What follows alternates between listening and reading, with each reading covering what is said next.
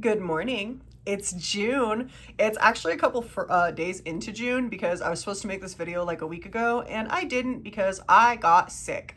So we're making this video now. We're talking about May and everything that my brain was crunching on in the month of May. So I kind of just want to get like right into it. So first things first, Mausoleum, 1983. That was that crazy movie that was like supposedly funded by the mob and had the murder boobs. Honestly, really enjoyed it. Was it a little bit slow? Yeah. Did the plot kind of not make sense? Yeah. But honestly, the special effects really made up for it. This was an interesting movie to me because it really had that mix of really good practical effects and really cheesy CGI. So you could kind of see the technology kind of merging together at the time. And I liked that. I really wish that we could still get more practical effects. I mean, that is a thing on a lot of movies, but also there's a lot of movies that kind of just go the way of CGI and it's just not fun. Like straight up, get into the liquid latex. I want it to be smelly. So all in all, Mausoleum, honestly, if you want like a movie to watch, maybe with your friends that are a little bit more open because you do see sexual things, and if your friends are uncomfortable with that, maybe don't watch that with them. But if you want like something weird to watch with your friends, watch Mausoleum because it is kind of just inherently weird. Put it on in the background, order a pizza, enjoy the murder boobs. All right, next we're talking about A Savage Place. This was an interesting find from the local Goodwill. I was expecting it to kind of be like a yeehaw version of the gothic pulp novels that I like, and I guess it was kind of that. I really didn't like how the author, Alfred Silver, we have beef. I know you don't know it, but I know it. I really didn't like how the author made the main guy, Jacques Marchand, or Marchand? He's French, figure it out. Pretty likable, just to end up having him like rape our main character. Why did you do that? Why did you do that, Alfred Silver? That makes no sense. I was like, really? Because I was kind of rooting for them, and then I couldn't root for them anymore after that. And I like having people to root for, and her husband sucked. So, yeah. But anyway, I get it. He was an outlaw, but also I think it would have been like just so much better had they both kind of just given into their lust and attraction for each other. For that to then happen, because I feel like it kind of just really destroyed everything that was building up to before. And to be fair, I bought this book at Goodwill for like $1.29, so maybe it's my fault. Maybe I should have lowered my expectations. But we also didn't really get a solid ending. What happened to Elaine? Her husband pistol whipped her, which, what the hell, man? And what about the baby? Did the baby ever show up? So it was an interesting read. It wasn't a good read, but it was interesting. I think in the future, I would probably avoid these types of books. I just end up liking the gothic pulp novels more. Those are kind of, I think they're a little bit more entertaining. Maybe it's because they're so dramatic. Like the sci-fi ones are good too, but they're kind of, they were kind of not as fun. The gothic ones are so much more entertaining. They're so dramatic. They're so cheesy.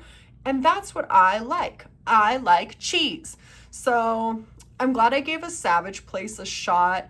I think I need to be a little bit more discerning when I am weeding through the treasures at the local Goodwill. All right, moving on. I believe in unicorns. I loved this movie so much. I thought it was beautiful and I loved the little story vignettes that we got. I mentioned this in my review, but I found it relatable and not sure if I'm happy about that.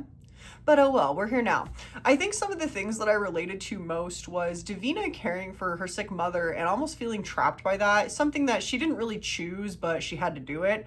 And then her finding escapism with this older boy, Sterling. I have found myself in similar situations when I was younger, and while I loved being able to run away, I also loved being able to come back home. I have found myself kind of thinking about this movie more and more, and I kind of want to watch it again. The themes of loss with the whole loss of innocence with Davina really resonated with me, specifically when Davina kind of realized that she had to slay the dragon at the cost of her old self. That made me really sad. But I think I just want to let people know that while your innocence may not be something that you can get back, because once your eyes have kind of been opened to the cruelness of the world, I'm not sure that's something that ever leaves you.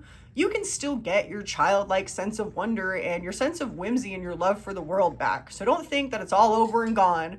There are parts of ourselves that I think we can and should reclaim. So that's what I got from that. And I like unicorns. So yeah. All right. Now we're back to a book. We're going back and forth a lot. When Devils Sing. Okay, I made a review of this. Oh my God, this was such a good book. It was amazing. Another absolute banger of a book. I really enjoyed the small town elements of this book, mainly because yours truly is from a small town. Dun, dun, dun. I think I like the discussion of the grittier parts of living in a small town, because I think oftentimes a lot of small towns get romanticized in a sort of Americana, like, aesthetic way, aka like Lana Del Rey, Ethel Cain vibes. And while that is part of it, and while that is very fun, there's also so many unglamorous parts of it, and while they may be unsavory, there's an element to them that to me is also still very much home, and it's hard to leave those parts behind. So honestly, go read it. When Devils Sing by Zan Carr, especially read it around the 4th of July. It's a good summer read. Recommended by me. Okay, Wild at Heart. Oh my God, we're going to talk about David Lynch. I love David Lynch so much. Okay. I don't know where to start. I'm overwhelmed. Okay. Wild at Heart. Such a fun, kooky, good, strange little movie from David Lynch. I did learn, and correct me if I'm wrong on the timelines, but I am under the impression that this was filmed in between season 1 and season 2 of Twin Peaks. Also greatest show of all time, obviously, which is why you see like some of the people from Twin Peaks in the movie. At the moment, this is my current favorite David Lynch film, although Fire Walk with Me is really good. Lost Highway puts me in a weird headspace, so I don't know about that. But right now, we're really leaning into Wild at Heart. Also, Blue Velvet is on my list. We will get there. I am excited for that when it comes up in the ether. But we're talking about Wild at Heart right now. I think the thing that makes this movie unique is that it is very much so overstimulating. It's loud, it's fast, it's bloody. And once again, I love the Americana aspects of it. I think in May, I was apparently going through something because I was like, I want to feel like an American that's proud, but in like a good way, because right now being an American is kind of difficult. There's a lot of things that are not very fun going on. So I love a road trip movie, and I love it in general, and I love the little motels, the strange people you meet on the road. I also really liked the car crash scene in this movie, just because it felt so surreal, especially the part where they come across, I don't remember her name, but it's the girl who plays Audrey in Twin Peaks, and she's like walking around and then she just kind of dies. I don't understand the extent of her injuries. I don't know why that happened. I'm sure there is a reason, but I don't know what it is. So Wild at Heart, 20,000 out of 10. Amazing movie. Should watch again. Okay, another banger. This has been a good month, y'all.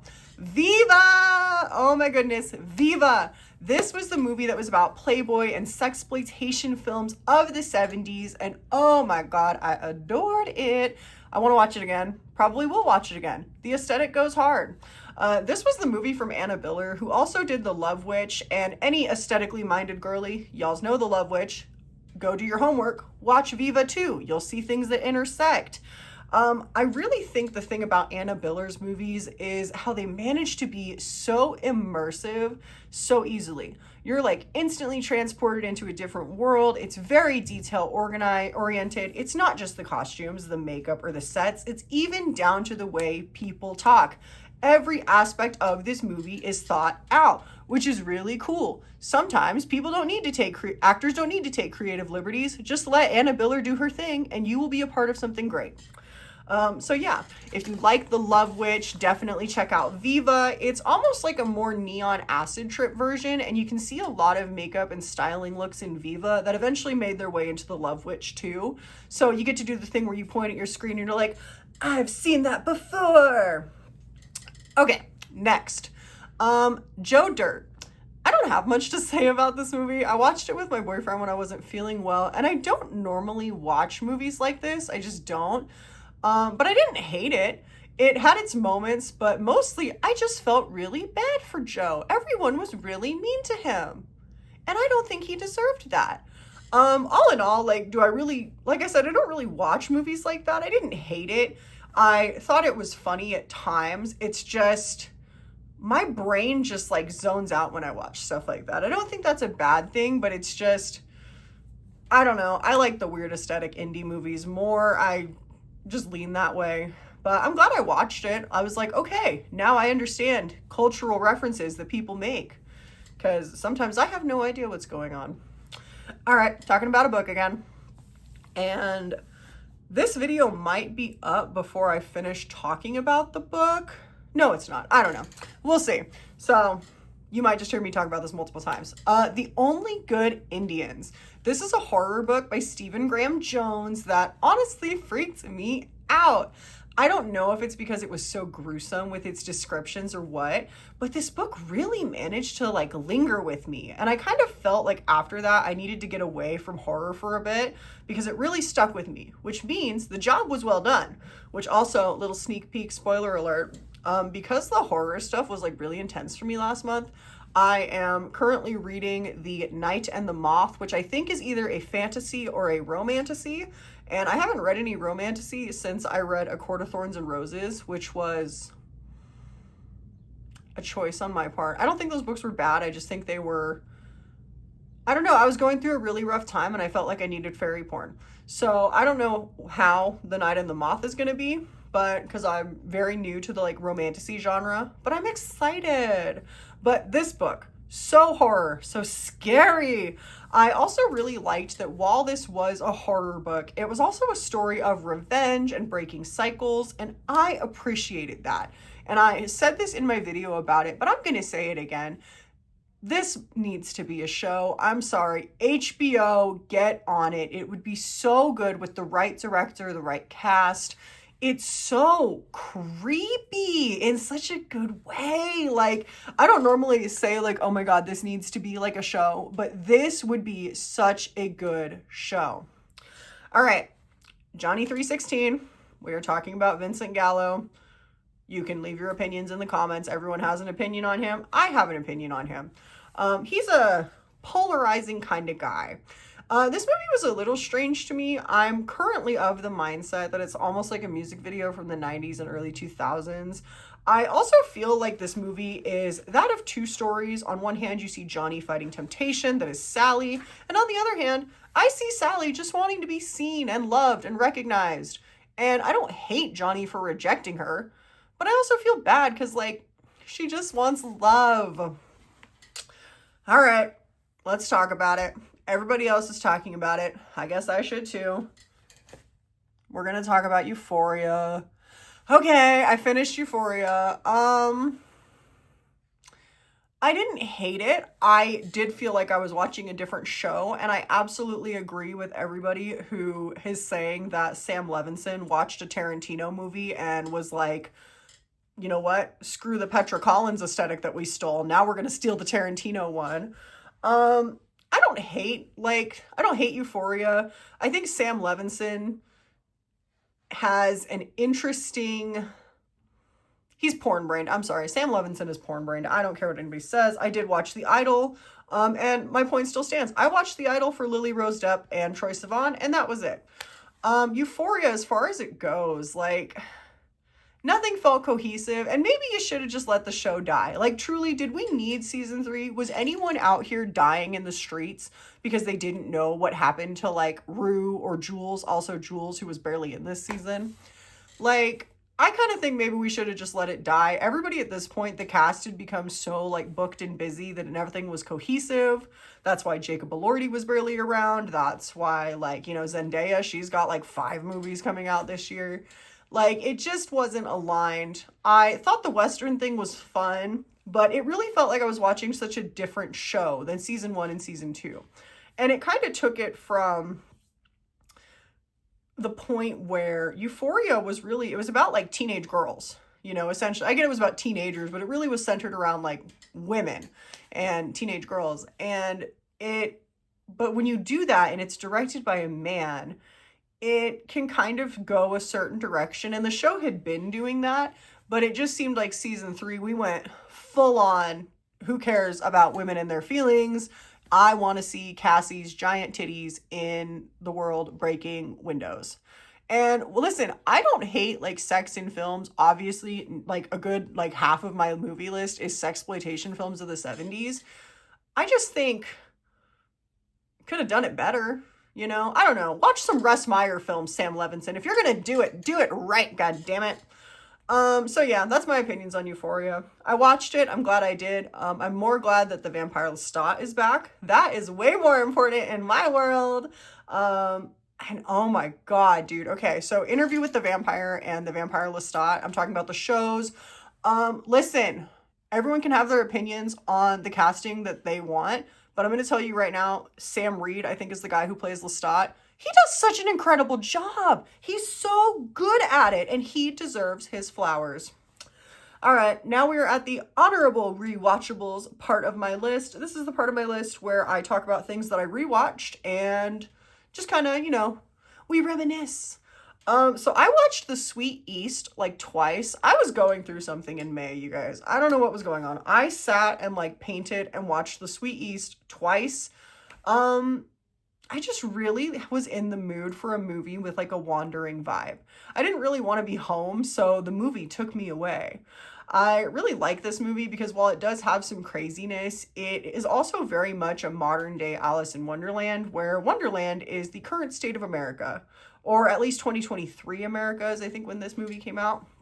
I also really liked the tagline for the movie and the thing that pops up at the end, where it's like, everything will happen. Because truly, everything will happen. No matter what timeline you're in, everything can and will happen, whether that is space aliens or not. I like The Sweet East, though. I think you should check it out. I will tell you, it's a little strange. You have racism, you have Nazis, you have all sorts of like weirdness that goes on, but I also think that was like the point. I'm not sure, but overall, I really like that movie, and it just, for some reason, I think it's becoming a comfort movie of mine. I don't know, maybe it's the part where Jacob Elordi gets his head blown off, because it randomly gets crazy, but watch that. Finally, we need to talk about something that is really... This was a really intense movie, you guys. This one, it kind of kept me up at night. I wasn't sure how I felt about it, and I don't know if there's ever going to be, my light just died talking about it. That's how scary this is, you guys. I don't know if there's ever going to be another movie like this. I watched the SpongeBob movie from 2004, and oh my god, it was so much fun! I forgot about how much I loved SpongeBob. I loved the fact that they went to Shell City to save the town and get the crown. It was amazing. I watched that movie when I was sick, and I just felt so good inside. I love SpongeBob. SpongeBob is fun and cute and crazy, and I don't care what your thoughts are on it, because honestly, if you are not a goofy goober and you don't like Krabby Patties, then your opinion is not warranted. So yeah, that was everything that I watched in the month of May, watched and read. My notes are all over the floor. I am very interested to see how June is going to go. As far as June goes, I've already watched one movie that I'm probably not going to do a review on, but we will be talking about it because it was weird. It was weird. And it was a movie that I was like, oh my god, this is so marketed towards me. And then I started it and I was like, ooh, maybe not. But the lack of one lighting is kind of stressing me out. So let me know what y'all's watched, read, consumed in your brain. And I guess we will have this talk again in July. Bye.